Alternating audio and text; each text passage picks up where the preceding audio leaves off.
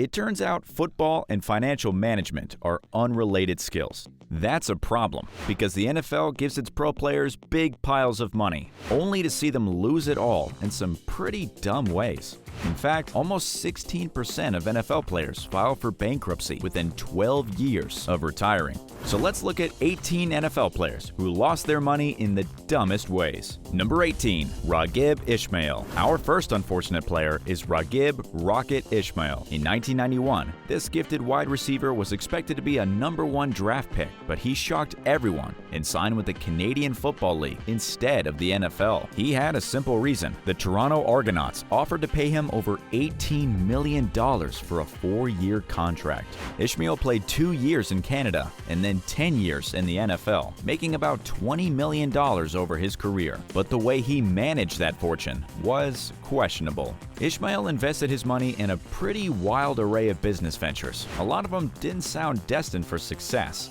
In fact, they were fated to fail. Among the companies Ismail invested in were a record label and a store that sold framed calligraphy of famous people's names. He invested in a plastic surgery surgical tool and a vending machine that dispensed prepaid phone cards. Not terrible ideas, maybe, but they didn't pay off. His first big investment, though, back in 1991, when he just signed with the Argonauts, was putting $300,000 into a restaurant called the Rock and Roll Cafe. Maybe he didn't know that the Hard Rock Cafe was already a thing. Maybe he thought his new place can do the rock music-themed cafe thing better. Whatever he thought, he was wrong. The Rock and Roll Cafe failed and set the tone for Ismail's career as an investor.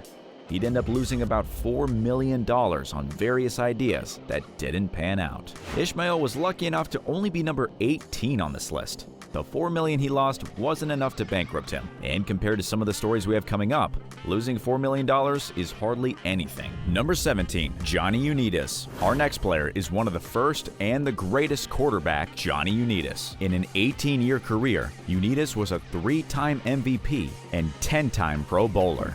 But after he retired in 1973, Johnny U's golden arm didn't turn into a golden touch for business. His failed businesses included a restaurant, a bowling alley chain, and a real estate venture. That last one is going to be a bit of a theme in this video, but Unitas' biggest business blunder was a company that made circuit boards. In 1984, Unitas bought the company National Circuits for $3.5 million. Then he took a $5.3 million loan from the city of Baltimore in exchange for moving National Circuits production there. Not a bad deal, except a $5 million infusion couldn't save National Circuits from going under before it could move. Unitas and his wife had personally guaranteed the loan, leaving them on the hook for paying it back when the company couldn't make good on the deal. Unfortunately, Unitas had to declare bankruptcy a few years later. Our next player ended up getting caught in shady dealings. Number 16, Clinton Portis. In 2002, Clinton Portis was drafted as a running back for the Denver Broncos.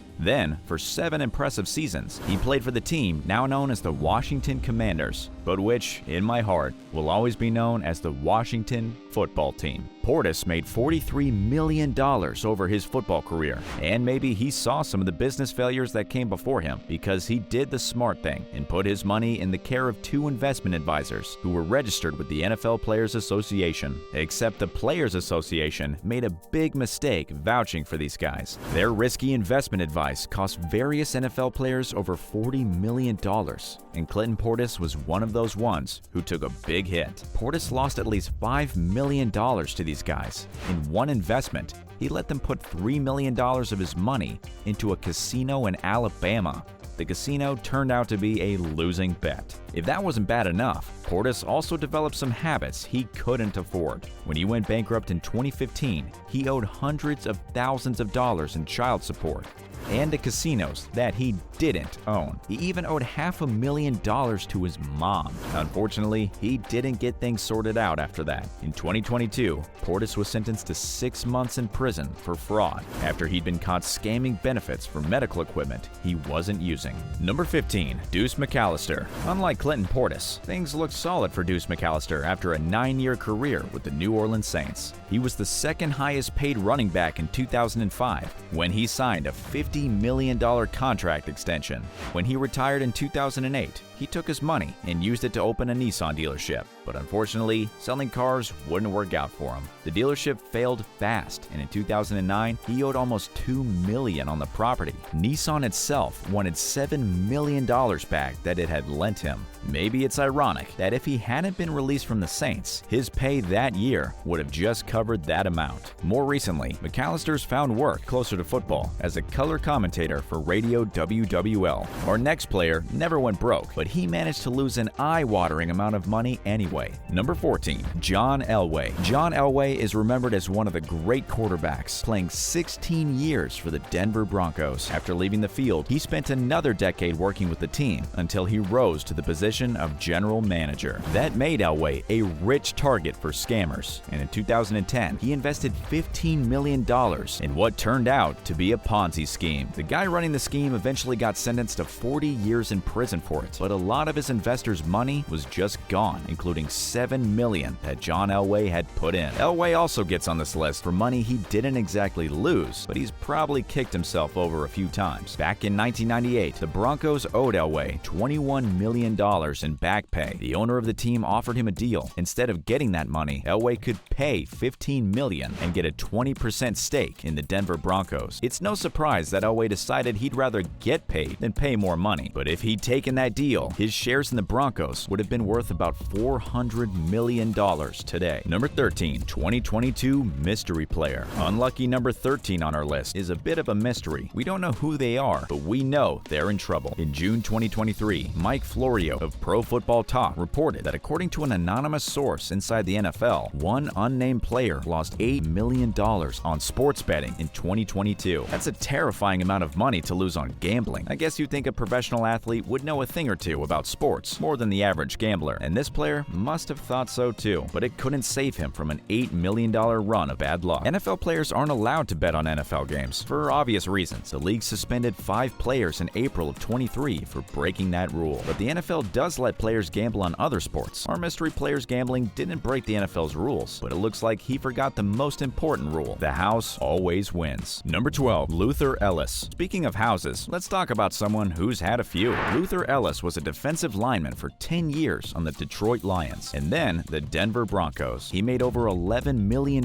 in just the last 4 years of his career, and he tried to be generous with it. One thing that's hard not to be impressed by is he adopted 7 children on top of the 5 kids he already had, and with a family that size, it's easier to forgive his taste in big houses. But Ellis also invested in the kind of things that seemed hot in the early 2000s, like internet startups and real estate, and when those bubbles burst, he got wiped out. In 2011, Luther Ellis filed for bankruptcy with a little over $1 million in assets and over $4 million in debts. Number 11, Dan Marino. Number 11 is another great who mostly got on the list because of one bad investment. Dan Marino made his name as a quarterback for the Miami Dolphins for 17 years, getting basically every prize except a Super Bowl ring. The Dolphins put up a statue of him outside their stadium, and they renamed a street after him. Of course, for some, he's probably more famous for his role in Ace Ventura: Pet Detective. After he retired, Marino invested $14.5 million in a movie special effects company called Digital Domains Media Group. You've probably seen their work. They did parts of Apollo 13, Titanic, X-Men, Transformers, and dozens of other movies. They also made the hologram of Tupac Shakur that performed at Coachella 2012. You'd think this would be a solid investment, but if you've heard the term Hollywood accounting, you probably know it's not a compliment. In 2011, a large chunk of Digital Domain got bought up by a hedge fund. The fund decided it could make fast money by running Digital Domain into the ground and short-selling the stock. By the end of 2012, Digital Domain Media Group was bankrupt, and Dan Marino's shares, which he paid almost $15 million for, were worth less than $1 million. It's hard to say if Dan Marino was the dumb one here, but running the business into the ground was a dumb way to make money, and a dumb way to lose it. Number 10, Trevor Lawrence. Dan Marino is not the only one who should have watched out for financial shenanigans. In fact, in 2021, maybe we all should have been looking a little closer. Trevor Lawrence started his career just as cryptocurrency reached its peak and was trying to get mainstream attention through football. You might remember the ads the crypto exchange FTX ran during the Super Bowl in 2022. Lawrence joined the NFL as a #1 draft pick with a $22 million signing bonus, and he signed a deal with FTX to convert the bonus into cryptocurrency. Other players made similar deals, but this one seemed to be the biggest. Lawrence also worked as a paid spokesman for FTX, but that same year, the bottom fell out of the crypto market. market. Trevor Lawrence's $22 million signing bonus shrank to less than half of that, and by the end of the year, FTX had gone bust. Billions of dollars that the company managed were just gone. In 2023, the people who ran FTX are on trial for securities fraud, and Trevor Lawrence is facing a class action lawsuit along with other celebs who endorsed the shady exchange. Number 9. Bernie Kosar. Prolific quarterback Bernie Kosar's financial downfall is harder to pin on just one bad decision, but if I had to pick one, I'd say it was hiring his own father as a financial manager. By the time he retired in 1996, Kosar had made around $20 million with the Browns, Cowboys, and Dolphins. Kosar's dad/financial manager used some of the money to pay for his own car and mortgage.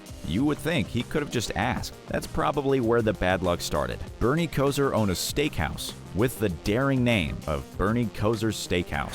It went broke in 2008. Kosar lost $3 million in a divorce. In 2009, Kosar had to file for bankruptcy. Like a lot of people who went bust that year, he was heavily invested in real estate. He'd lost about $9 million in various deals. All told, he owed close to $19 million. And he claimed to only have $44 left in the bank. But a few years later, he put his name on a new restaurant in Cleveland, and we can hope that one works out better for him. Number 8. Andre Rison. Wide receiver Andre Rison bounced around 7 teams over a 12-year career, making a total of $19 million. Along the way, he played in the Pro Bowl 5 times and won the Super Bowl with the Green Bay Packers. Unfortunately, it was flashy living that took him down. Rison had a taste for fancy cars, nightclubs, and women. He got sucked into the game of showing off how rich he was by spending as fast as he could. Rison said he spent $1 million just on jewelry and much more on cars. One thing that probably didn't help was an incident while he was dating Lisa Lopes of the duo TLC. In 1994, the two were having a fight, and Lopes lit Rison's shoes on fire in a bathtub. The fire got out of control, like things weren't out of control already, and it burned Rison's house down. What ultimately got him was child support, though. And in 2007, Rison filed for bankruptcy under the weight of his debts to various women. Number 7. Vince Young. Vince Young is another football player who got caught up in the game of showing off how much money he could spend. Young was a quarterback for just 6 years, starting with the Tennessee Titans in 2006 and earning over $34 million in salary and another $30 million in endorsements. In 2008, he was on the cover of the latest Madden NFL game, which everyone knows is a bad omen. Making his uncle his financial advisor probably didn't set him up for success either. Young was spending money like nobody's business, buying cars for his friends and family, and picking up his entourage's tab at restaurants and clubs. He managed to spend $6,000 in one meal at a TGI Fridays and $15,000 in one trip to the Cheesecake Factory. He even bought every seat in a commercial airplane one time so he could have the trip to himself. By 2012, he had run through his money and was suing to get out from under a high-interest loan for almost $2 million. In 2014, Young filed for bankruptcy, saying he was $10 million in debt and had only $500,000 in assets. By this point, the Green Bay Packers had dropped Young, figuring his personal issues caused more problems than his talents solved. Young tried making a comeback in the Canadian Football League, but never saw play. He's taken jobs with the University of Texas since then, and it's been a rough time. They fired Young in 2017 and rehired him in 2021. Number 6. Mark Brunell. Mark Brunell quarterbacked the Jacksonville Jaguars in 4 postseasons and took the New Orleans Saints to a Super Bowl win. He made $50 million over an impressive career. But he's on this list for the sheer velocity with which he managed to go broke. It wasn't by buying anything too extravagant. He put a lot of money in real estate. He didn't forget to buy a $9 million mansion for himself either. He also invested in a string of Whataburger franchises. Unfortunately, when the housing bubble burst, he lost $11 million in real estate and $9 million in the burger joints. Brunell filed for bankruptcy in 2010, a year before he retired. Now, when you hear what caused our next player's troubles, you'll be surprised we hadn't mentioned it before. Number 5. Lawrence Taylor. Lawrence Taylor was a legendary defender for the New York Giants from 1981 to 1993. He was the highest paid defensive player of his time and earned around $50 million. Just before retiring, Taylor started a company called All Pro Products, but some outside investors used the company for a stock manipulation scheme, and Taylor was left holding the bag when it went under.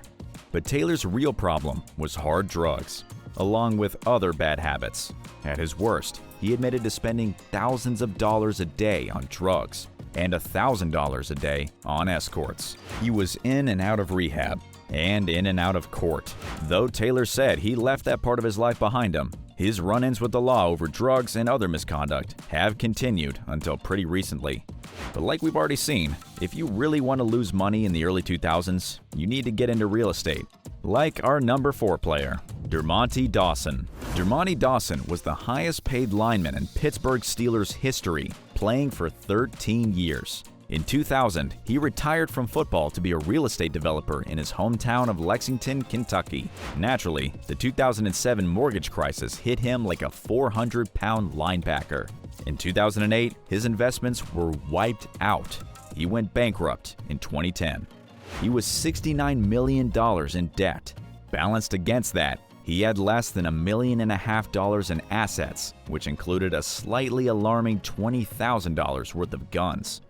Since then, Dawson seems to have left real estate behind. He's now a sales rep for a promotional products company in San Diego. Number 3. Terrell Owens. Terrell Owens is yet another player who lost tens of millions in the 2008 real estate crash. Though in his case, it wasn't so much that he was an investor. He just bought a lot of big houses. He played from 1996 to 2012 and made $80 million doing it. T.O. was a great wide receiver who was famously cocky and cavalier about money. He made a kind of game out of getting fined for excessive touchdown celebrations, racking up $150,000 in fines over his career. He did things like pose on the star of the Dallas Cowboys field, get fined for doing it, and then do it again. On Thanksgiving 2006, after scoring a touchdown against the Buccaneers, he carried the ball over to a Salvation Army display and dropped it in their oversized donation bucket. Later, Owen said, "That was my donation. I hope it's worth as much as the fine." But all that is a drop in, well, the bucket compared to his other expenses. When housing values cratered in 2008, the mortgages he owed on his houses and condos came to $750,000 per month. He had the usual luxury expenses on top of that, and child support payments to 4 different women. He never went bankrupt, but by 2012, he said the money had run out. He even went on an episode of Dr. Phil, where 3 of his kids' mothers accused him of shorting them on their child support. Number 2. Warren Sapp. Our number 2 player was also laid out by child support payments, among other things. Warren Sapp was an exceptional defensive tackle for 13 seasons on the Buccaneers and then the Raiders, earning $82 million. After he retired in 2008, he took a job as an analyst on the NFL Network, which earned him over $100,000 a month. In spite of all that, he couldn't make ends meet, and in 2012, he was filing for bankruptcy. He was almost $7 million in debt already when he retired. His luxury spending included a lion skin rug and an impressive collection of Air Jordans.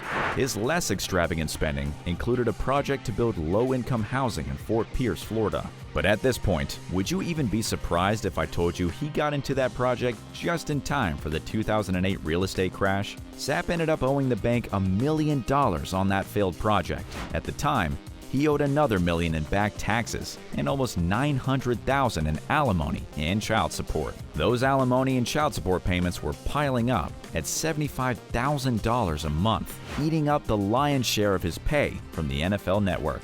Less than 5 years after he retired, in 2012, Sapp was declaring bankruptcy. He was $6.7 million in debt, with just shy of that much in assets. He lost his 10,000 square foot house to pay for $3 million out of that debt.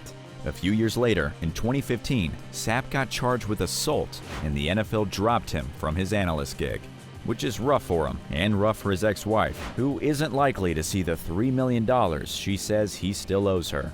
And number 1, Michael Vick. Our number 1 NFL star made $160 million over his career as one of the most talented quarterbacks ever. and had one of the hardest falls from grace of any NFL player ever. I'm talking about Michael Vick. In 2001, Vick was the #1 draft pick, scooped up by the Atlanta Falcons for a 6-year, $62 million contract. He got $35 million of that up front as a signing bonus. At the peak of his career in 2006, Sports Illustrated estimated Vick was making over $25 million a year between his salary and endorsements. But he wasn't managing that money very well. In fact, in 2005, his financial manager quit because Vick wouldn't follow his advice. Instead, Vick made the usual mistakes: overspending, giving too much away to his friends and family, and dodgy investments. But the investment that really wrecked Michael Vick's career and reputation was his involvement in an interstate dogfighting ring. In 2007, the feds caught up with him, and Vick pleaded guilty to financing the ring, helping manage the gambling operation, and personally abusing the dogs in a way we're not going to get into. Suffice it to say, people had a hard time cheering for him anymore. But they wouldn't get the chance for a while because Vick also spent 21 months in jail for his crimes, which meant he wasn't earning money playing football. And obviously, no one wanted his endorsements anymore. Vick's creditors closed in on him. A pair of sports agents brought out a contract he'd signed with them just before the Falcons drafted him, saying he owed the agents 25% of his endorsement money for 5 years. The Falcons tried to take back Vick's massive signing bonus and ended up clawing back about $7 million from him. Michael Vick had to declare bankruptcy from prison. He even had to pay his bankruptcy lawyers $2.5 million. After he came out of prison, Vick came back to the NFL to work off his debts. He played 5 seasons with the Philadelphia Eagles, then wound down his career with stints on the Jets, and then the Steelers. He's had a few jobs since retiring from the NFL in 2017, including a commentator on Fox Sports and a spokesman for the Humane Society. And that's the list. Those big paychecks the NFL gives out are hard to hold on to. Getting more money than you know what to do with can be dangerous because, well, you don't know what to do with it. For more stories of celebrities who funneled huge sums of money, including a few who blow the amounts in this video out of the water, check out our video on 16 rappers who went completely broke.